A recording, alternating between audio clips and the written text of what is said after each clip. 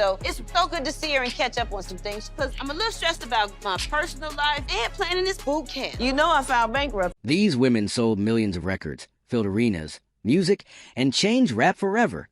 And then, somehow, the money was just gone. 5 female rappers who went completely broke, and the role the industry played in making sure that happened.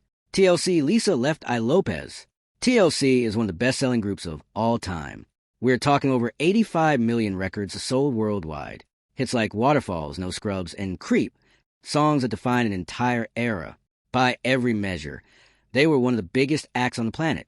So, it makes absolutely no sense that in July 1995, right in the middle of all that success, TLC filed for Chapter 11 bankruptcy and declared $5 million in debt. How does a group that popular end up broke? Left Eye explained to herself. This is how a group can sell 10 million records and be broke. And everyone, get ready to do your math. Okay, there are 100 points on the album. TLC had 7. Every point is equal to 8 cents, all right? 7 times 8, 56 cents. But as time went on, we learned a lot. That means every time an album gets sold, TLC gets 56 cents. So 10 million records, $5.6 million.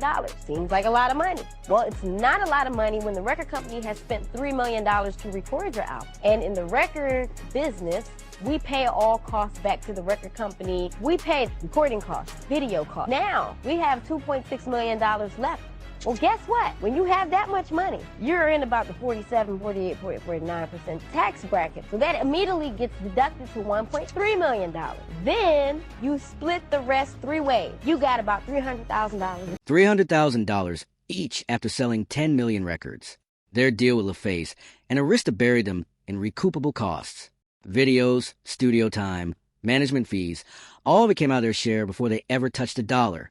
It was the kind of contract that looked good on paper to someone who had never signed one before and had nobody in their corner explaining what it actually meant.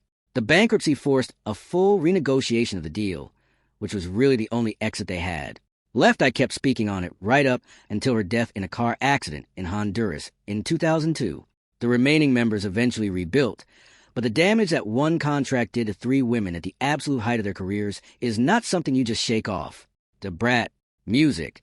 Da Brat came out in 1994 with, and made history as the first female solo rapper to go platinum.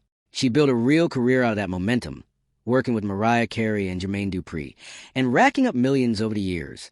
But one night, at an Atlanta nightclub in 2007, set off a chain of events that she is still dealing with long after. She hit a woman with a rum bottle during an altercation, pled guilty to aggravated assault, and went to prison. The criminal conviction was one thing. What came after was a whole separate problem. The victim filed a civil lawsuit, and the judgment against the Brat grew past $6 million, and eventually climbed to around $8 million once interest was added.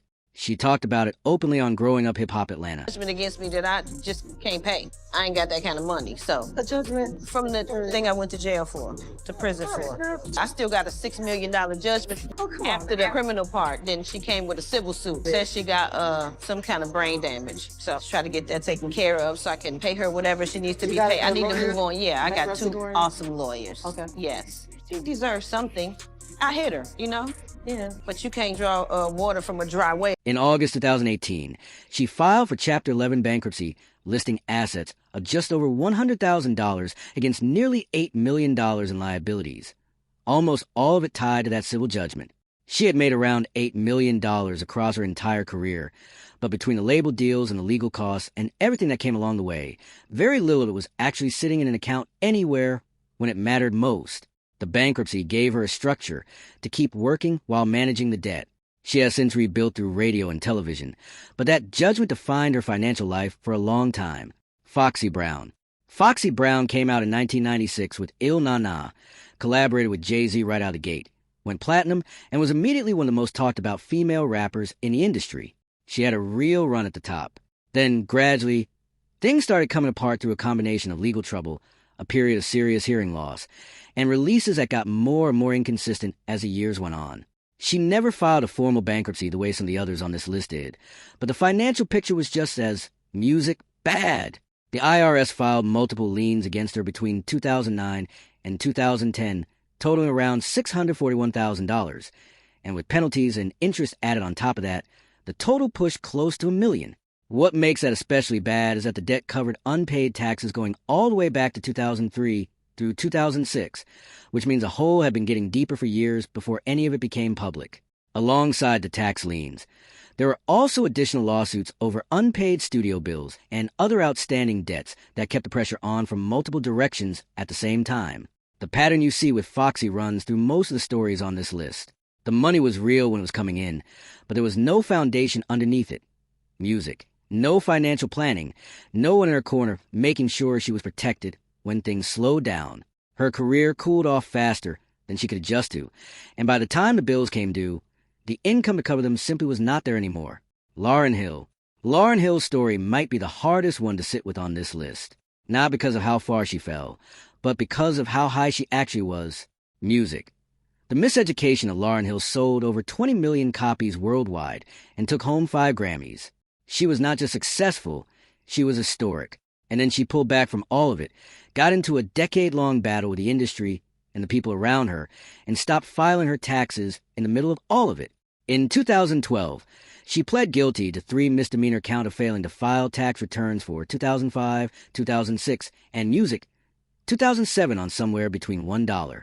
Explanation goes all the way back to the late 1990s when Miss Hill was, in 1998, she won 5 Grammy Awards for her breakout album, The Miseducation of Lauryn Hill, but then got into a turmoil with the sort of commercialization of the music industry, that they were asking her to do things she was not prepared to do. It then became a battle, as she put it, for her own survival. And she had to break with the music industry, break with the people around it that were trying to destroy her. And as part of that struggle and turmoil that she engaged in over the next decade, unfortunately, not filing her tax returns was... The government pushed for 3 full years in prison. The judge sentenced her to 3 months plus 3 months of home confinement, partly because she had paid back roughly $970,000 before sentencing, which actually went beyond what the case legally required. That helped? Music. But it did not close the chapter. More recently, New Jersey filed 2 additional tax liens against her totaling nearly $892,000 connected to cash flow problems from a canceled Fugees reunion tour. She's been working through a repayment plan and cooperating with the state. But the financial pressure has been a constant in a career that, at its peak, music should have made all of this impossible. Lil' Kim. Lil' Kim is one of the most influential female rappers to ever music do it. And that is not an argument. Her debut, Hardcore, went double platinum. The 2 albums after it both went platinum, and she inspired a whole generation of artists who came up behind her. Nicki Minaj, Cardi B, Megan Thee Stallion, they all point back to Kim in some way. She is a legitimate icon of the art form, which makes it genuinely difficult to process that by 2018, her estimated net worth had fallen to somewhere around $500,000. The financial collapse had multiple entry points. In 2008, her former label sued her for $5 million, which blocked her from putting out new music at a time when she needed to be earning, and drained her resources through what became a long and expensive music legal fight. By 2012, she already owed close to $1 million in back taxes, and the numbers only kept going up from there. Her income had dropped from around $820,000 a year to roughly $400,000 by 2016, music. But her spending had not adjusted to match it.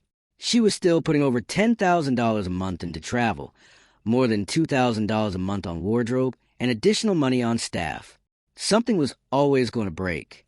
In May 2018, she filed for Chapter 13 bankruptcy in New Jersey, reporting around $5 million in assets against more than $4 million in liabilities. Those assets were mostly tied up in her Alpine, New Jersey mansion.